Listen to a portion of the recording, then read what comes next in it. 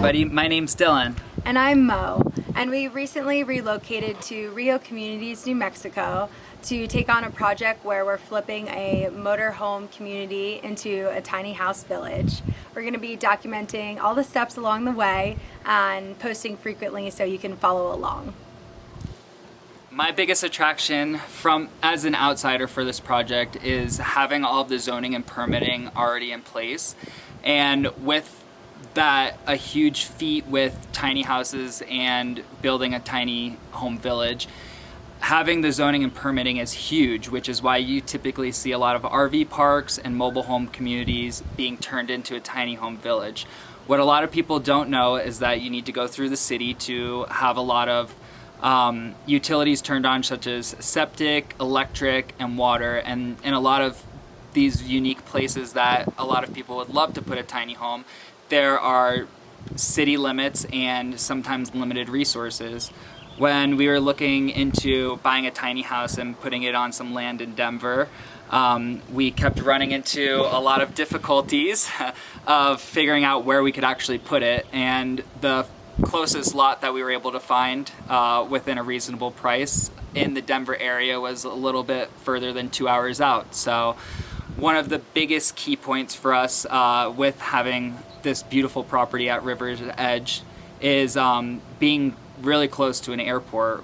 Traveling for work, it makes a huge key for us to be able to be accessible for our friends, our family, and for ourselves when we're going out and going to work. Definitely. I think something that excites me most about the project is being able to help people build their dream homes.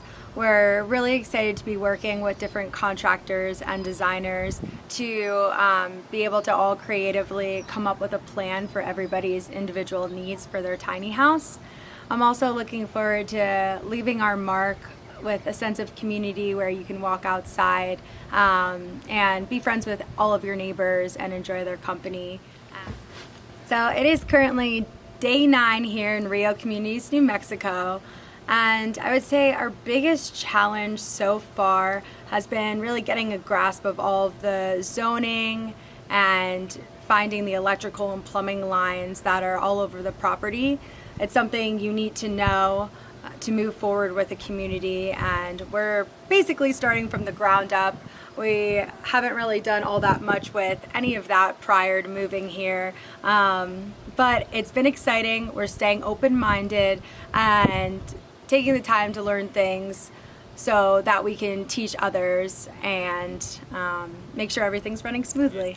I think the biggest thing for me is just really having no budget, no money to really pull out of to do all the things that is creatively flowing through our head in the moment that it is, and really just having to write it down and take a step back and look at it from a big picture and make sure that all the money is going into the right places, that if there is any money that comes out, that it is going to where it needs to go to take the next step of the community. So I think that's my my biggest issue so far, hardest hurdle to combat.